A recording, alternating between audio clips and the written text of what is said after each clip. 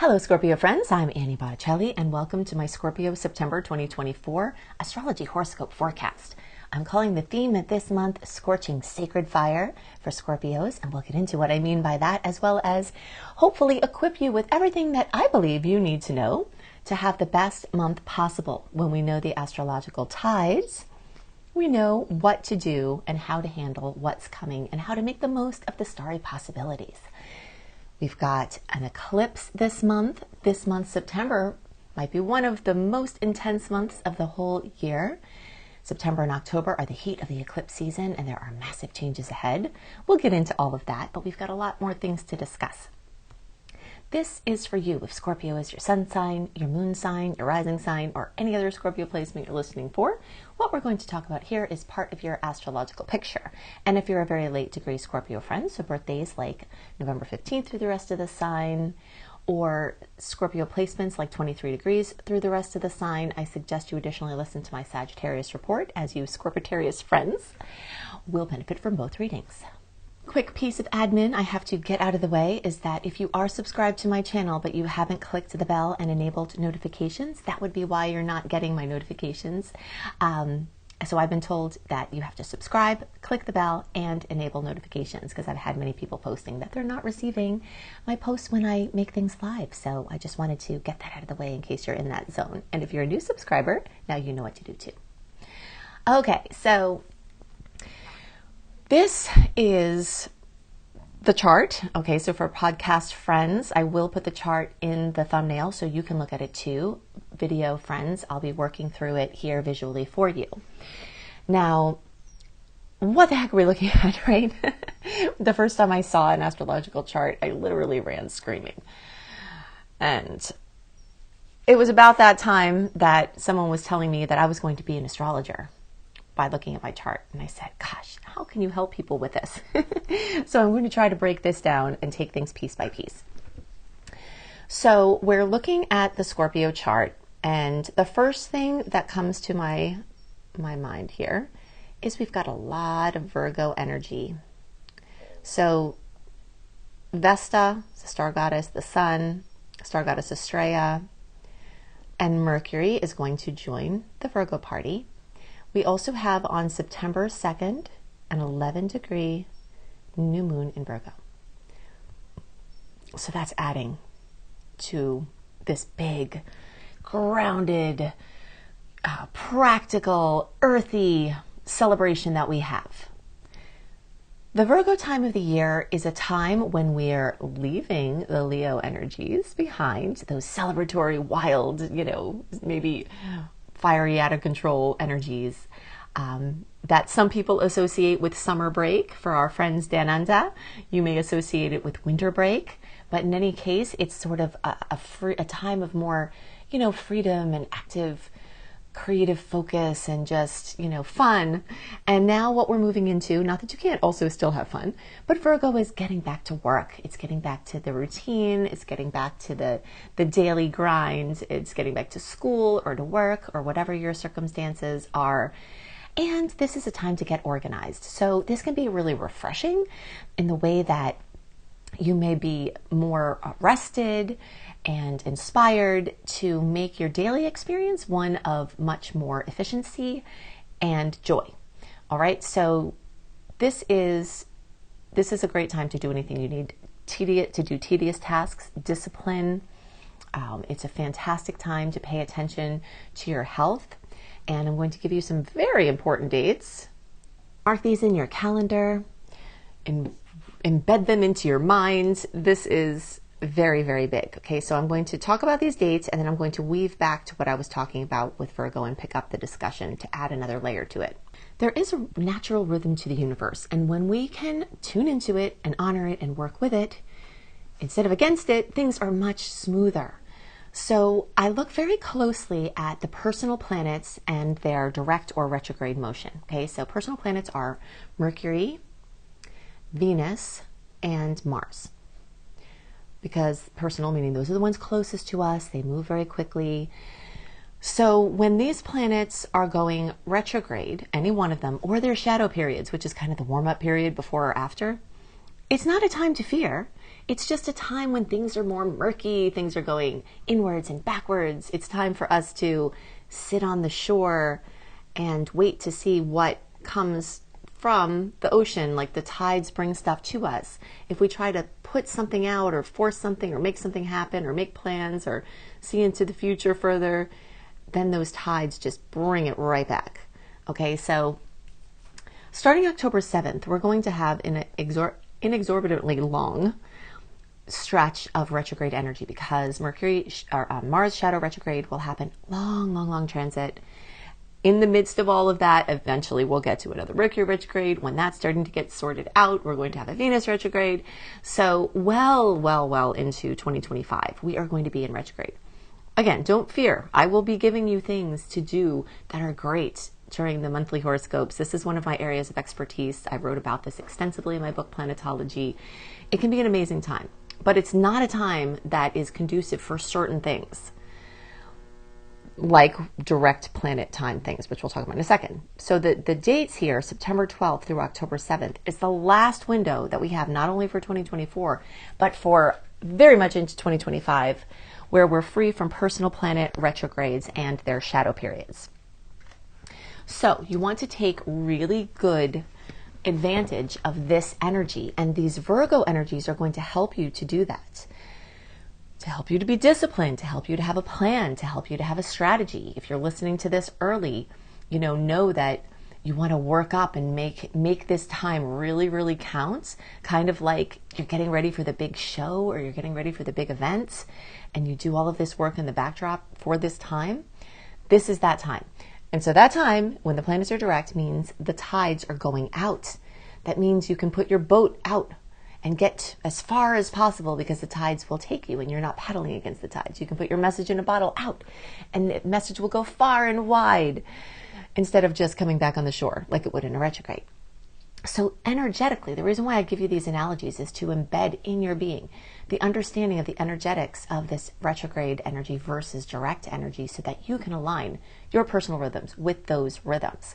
So what good things would you want to have with the tides going out? Big launches, big decisions, big planning, big commitments, agreements, contracts, big purchases, big sales, engagements, weddings, starting a new job that you want to be in effect for a long time. If you're starting a new job and it doesn't matter if it's in effect for a long time, don't worry about the retrograde. These are things like if you're going to move your whole family across the country or world for a job, then if you have choice in that timing, this September 12th through October 7th is going to be the best for a while because you're not dealing with the things that go along with the retrogrades.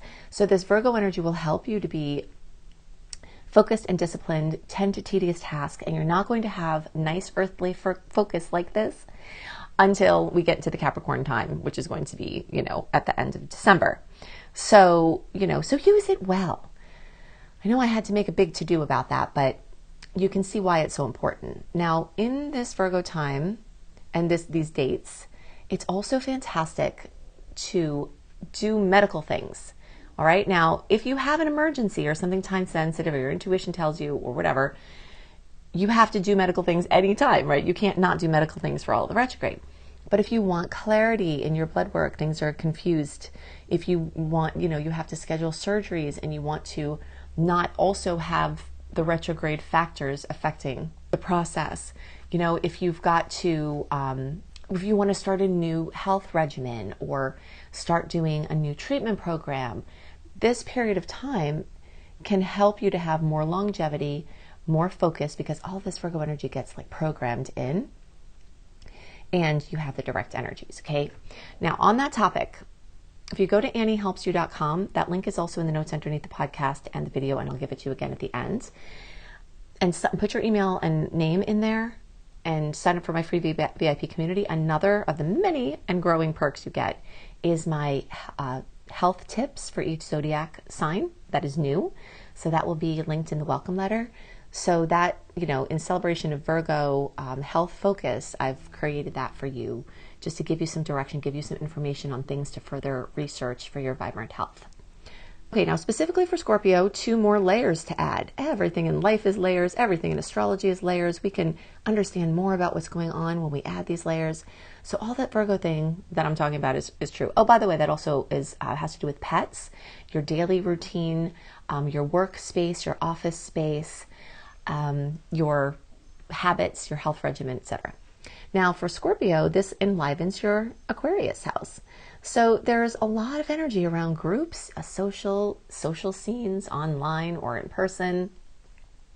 This can have to do with internet-based projects. This can have to do with community-based projects. It's basically you and your creative energy being put to a greater cause, or being involved with a group, or just team sports, or something involving you banding together with other people. You may find more like-minded people. You may join a group or start a group. All of that energy is strongly highlighted at this time. Now, before we leave the Virgo discussion, that new moon on September 2nd, remember you can do your new moon wishes. You write your new moon wishes down, you say them out loud, and you feel them as if they've already come true, so that you can activate your reticular activating system to help your subconscious mind take down the filters that may have been blocking the things that you requested from having information come in to help facilitate them. Okay? So you get to do that. And the more you align with these Virgo topics, so says Jan Spiller, then the more the universe can bring them to fruition. So Virgo-based topics, when you wish for the method Virgo moon, have more power for manifestation. Okay, so the next thing that I want to talk about, and do know that I'm also moving in order of the short-term transits into the longer-term transits, into the ones that have the implications for the longest. So I'm building up here to these bigger storylines that are at play. All right, so as the planets move from Virgo into Libra, they'll join a very big group of other planets already in Libra: Venus, Lilith, Juno, transiting South Node. So the presence of planets in Libra make there be a huge focus on relationships. Scorpio people are generally super focused on relationships anyway, because the 7th and the 8th houses, which correspond with the Libra and the Scorpio signs, are the main relationship houses, like the ones where you're in relationship with a person, or in this case, like with Scorpio, like an entity, meaning like a group, an organization, something like that. But relationships are a thing that you do already. But now we've got extra energy here, so a lot of things undercover, behind the scenes, privates. For Scorpio, all of this Libra energy is in the 12th house, which is your hidden, secret, quiet, private place. So you may be having business meetings in private. You may be discussing things that are going to be brought out in the future. You may be discussing things to bring out, in this time frame. There's a lot of activity behind the scenes. There could be, private romantic endeavors that are going on, or you could just be having like your own private time in meditation or quiet sacred space. And yeah, so that's a very introspective sort of energy. Okay, so the next level of length of time of a transit that's going to be affecting you, not just this month, but for a long time to come, is Mars changing into Cancer and moving through what will become then its retrograde process. So it would be really nice if transits just fit neatly in a calendar month time frame, but they don't. So that makes my job a lot more difficult to try to, explain all of the layers here. And it's also important to know that some of these things will blow through, and this month will be full of that, and then it will pass, like the sun and the Virgo thing. But most of the factors are in effect strongly, not just now, but for a long time. So Mars usually blows through a sign, blows through a house in a couple of months. So Mars about to go into Cancer should have been a couple of month affair here. So September, October. But because Mars is going to go into retrograde, it's going to spend a lot of time, well into next year, in Cancer and Leo. Okay, so Scorpio is going to have a long run of this, and this is especially important, remember, because Scorpio is one of your rulers. So when one of our rulers goes retrograde, Mars rules Aries, and so it's my ruler as well. So I get this, and I know Mars retro especially intimately because of that. You know, this is a special cycle, so hopefully, you know, you'll stick with me through the Mars retro, and I'll talk more about this as we go through in the horoscopes. But this is it's a really powerful time when our ruler goes retrograde. It really sets us into a very deeply internal process where we're really reevaluating things. But before it gets to that reevaluation process, it's going to burst onto the scene of Cancer, which is going to make us exceptionally focused on family and home and housing and real estate matters. So you will see that, and wherever Mars is, it gets you gung-ho. So either you will find yourself obsessed with those things, or you can use that energy actively to obsess about those things, because, you know, it's a tremendous amount of power behind that transit. It's also activating the energy of Sagittarius, because for Scorpio, that is the house that it transits through. And the Sagittarius house has to do with broadening your horizons in one way or another, through education, through teaching, through learning in any way, through international travel, any other things that would be enriching to you, enriching experiences. So this is a cycle where your way of becoming enriched and sharing the things that you are enriched with is going to go through a very long-term, you know, evaluation process. But if you have to launch something or do something important or plan something like put in immigration paperwork or, you know, publish a book, you know, launch your channel, your social media channel, September 12th through October 7th is going to be full of opportunities to do that in the open stars, and the Mars energy will make you, you know, like a wild little border collie chomping at the bit to chase or herd something.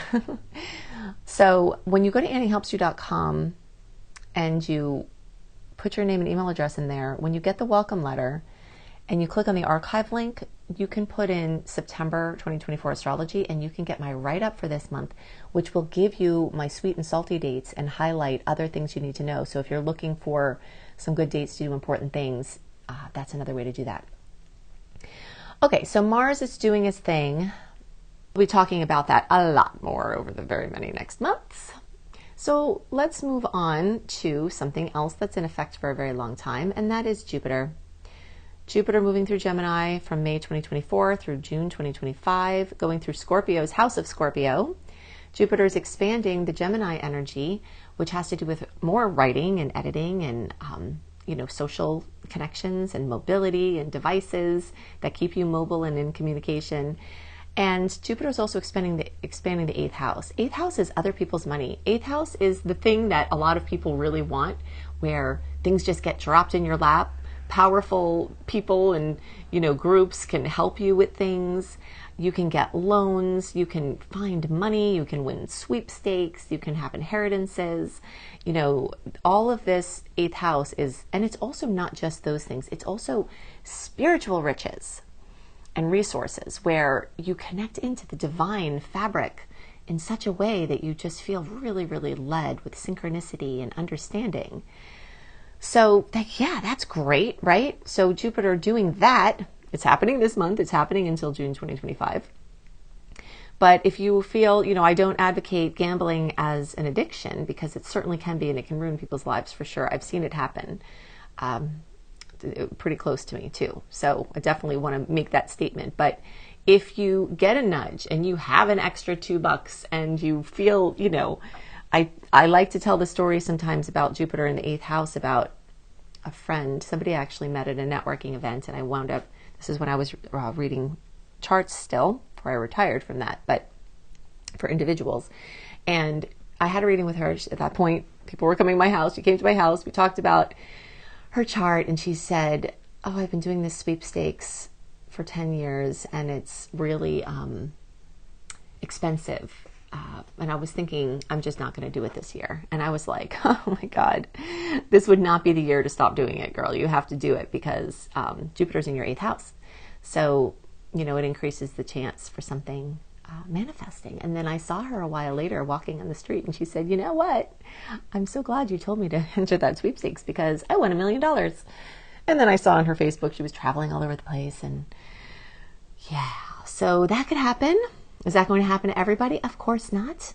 But the potentials are there. And the more you get your financial consciousness ripe and ready for miracles, which you can do by even listening, look up on YouTube, miracle frequencies. Sound and frequency is the essence of being. All of the sacred religious texts included chanting, the sound of creation. And this is metaphysical, but it's scientific and it's known, this is well documented. So, you can help to enliven your sensors for magnetism for this by taking some action there. Okay, so now let's get to the even bigger show, which is the theme here, Scorching Sacred Fire. It's really hard to encapsulate all of these details and all of these planets and all of these transits in one, 3 words. But I saved this description for the eclipse because that really is the biggest deal. Okay, so eclipses are, I'm just going to have a little eclipse discussion here and let you look at a beautiful Alaska hike that we just took recently while I kind of give you the background about the eclipses, then I'll go back to the chart. Okay, so eclipses are times when the things that are rolling around in our unconscious experience as potentials, as karma, as a dharma to be activated, where they come up and burst out and set us forth on a new trajectory in line with the things that we're supposed to do and the things that we're supposed to heal. So the chance for clearing old patterns, this lifetime, ancestral, soul lifetime patterns are expanded astronomically and astrologically at eclipse time. So July, we started to have little bubbles. August entered eclipse season. September and October, we've got 2 different eclipses, 2 different eclipse cycles. A new eclipse cycle is being introduced to the Aries Libra eclipse cycle that's already in process. And, and this is a time for the power. And of course, I'm sure many of you are still recovering and remember very strongly the Scorpio Taurus eclipse cycle that we ended at the end of last year. And, but this can still be very powerful, even if it's not in your sign. So this is a time where things can be activated in you that are things that you knew about, that want to come out, that you want them to come out, things you didn't even know about. And so it's a very big deal. So if you think back to 2015 to the first half of 2017, all of 2015, all of 2016, first half of 2017, we had the Pisces Virgo eclipse cycle then. This is the new eclipse cycle that's going to run concurrently with the Aries Libra eclipse cycle for a couple more times until that one rolls, is finished. So we're introducing themes of chaos and organization and the unseen realm and the mundane reality and, many, many, many more things. Oh, and by the way, another thing, if you go to anniehelpsyou.com, put your name and email address in there. In the welcome letter, I will link my eclipse resource page. And on the eclipse resource page, I will have my eclipse videos along with who should watch what. Okay, so that if you want to go deep into all the layers of all of these eclipses, the houses for you, the signs for everyone, you can do that way. So think back to that period of time, and there would have been some similar things going on. And then if you want to go further, 2006, 2007, first half of 2008, we were also there. And then, many times before that as well, but those are the most recent times. So now, with all of this background, let's talk about the big show. So 25 degrees of Pisces is what that first Pisces Virgo eclipse is going to be in. This cycle starts here at the end of 2024, and it goes into 2027. So we've got a long time here of these storylines. Now, one exciting, very exciting thing is that Pisces energy is a water sign. So that is in a nice angle for you. And its opposition energy, Virgo, is also in a nice angle for you, which, by the way, I did forget to mention that earlier. Something else great about all this Virgo energy is that it makes a 60-degree angle for Scorpios, which is the angle of opportunity. where things just come in. Now, they don't always just manifest completely. They're sometimes a partial manifestation, or someone gives you something and you have to do something with it. Like they give you tickets to a game, but you have to actually go. It's like, there's like, wow, a stroke of luck, a stroke of something, and then you have to take it the rest of the way. So all of the Virgo energies this month are going to be bringing opportunity after opportunity. And the more you look for them, the more they'll be there. And the more you do something with them, the more they'll manifest.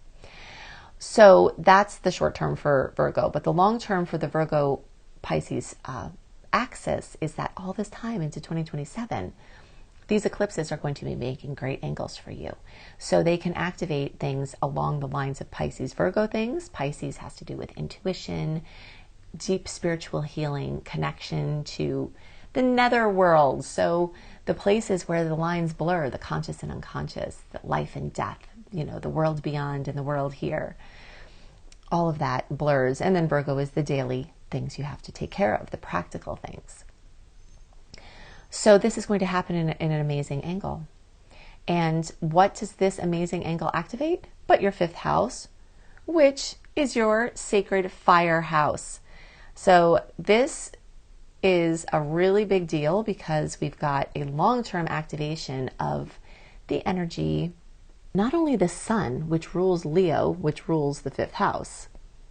Okay, the sun is what you want. It's your desires. It's what makes you light up like a giant sunflower with joy.